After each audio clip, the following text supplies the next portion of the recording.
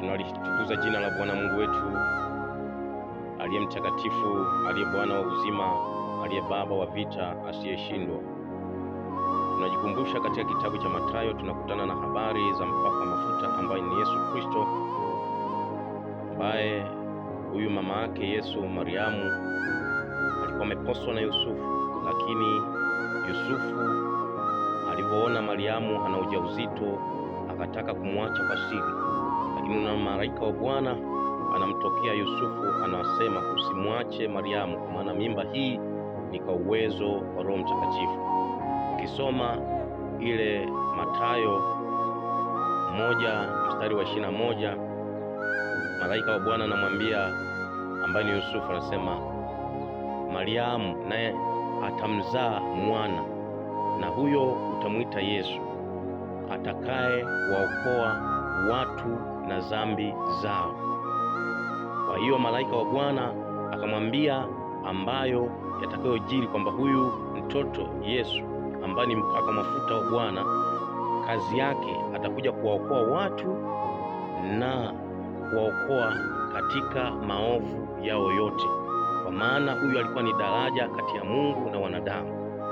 Kwa nini Mungu anamwambia Yusufu maneno haya? Kwa sababu aliona kama atamwambia maneno haya Yusufu angemwacha Mariamu, kwa maana Mungu siku zote waga akitaka kusema na watu wake waga nasema. Ndio maana akamtuma malaika akaenda kumwambia Yusufu kwamba hii mimba ni kwa uwezo wa Roho Mtakatifu. Lakini haya yote alitenda kwa sababu ndani yake kulikuwa kuna maarifa, kwamba ndani yake kwa Yusufu kulikuwa kuna maarifa.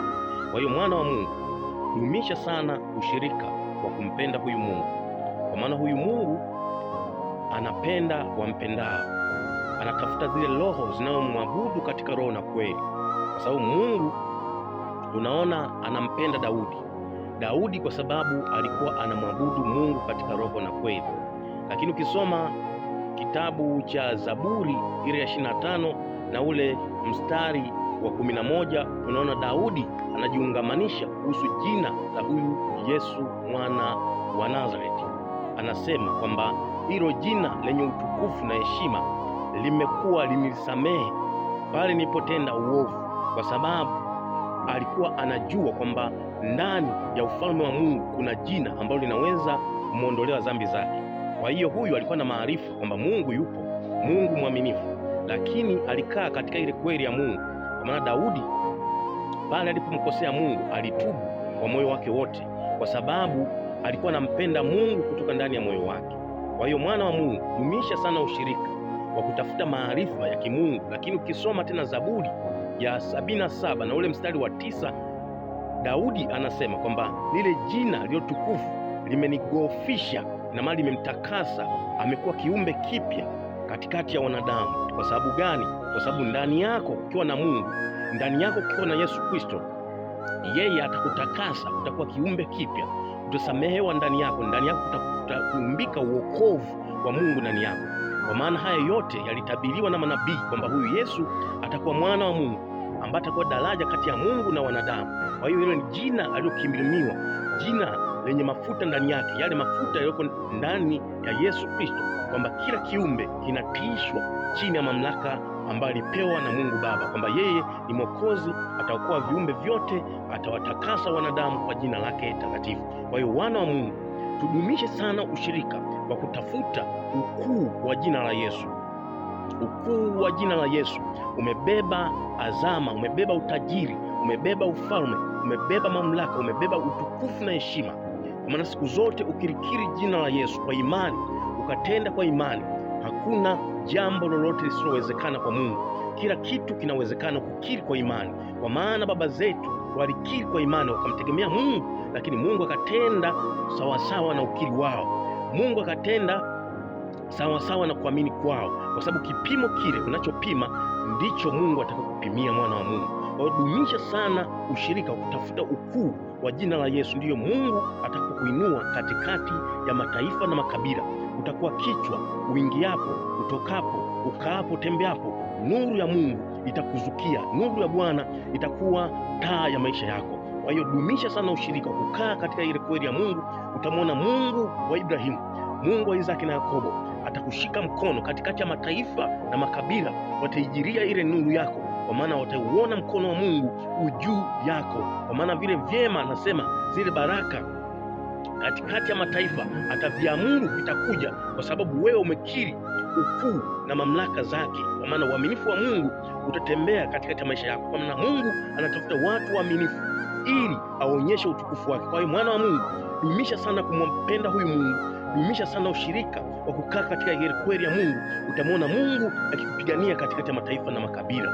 Mwana wa Mungu, nenda kwa uwezo huo kutafuta maarifa ya kimungu. Hakika wewe katikati ya mataifa makabila utatiisha, kwa maana Yesu Kristo asema tutatiisha viumbe vyote tukiwa na yeye ndani yetu. Mungu akiwa ndani yetu, akiwa wokovu wetu, anasema tutatiisha vitu vyote, tutavitiisha chini ya miguu yetu. Kwa maana hata sasa hatujatiisha kitu chochote, kwa sababu ndani yetu jina la Yesu halijaazimishwa ndani yetu. Kwa maana jina la Yesu likiazimishwa ndani ya maisha yetu, litakuwa baraka, litakuwa ushindi, litavunja kila ngome, litavunja kila fikra, ili ipate kumtii Kristo kwamba ni Bwana.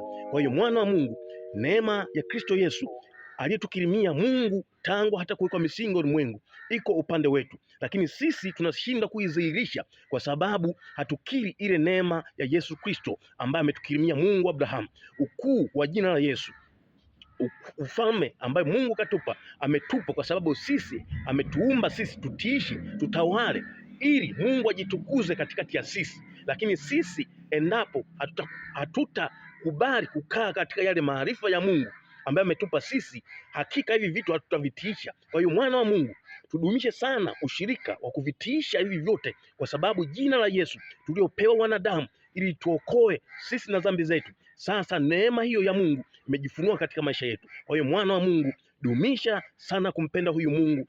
Neema ya Yesu Kristo na ukuu wa Mungu utajifunua katika maisha yako.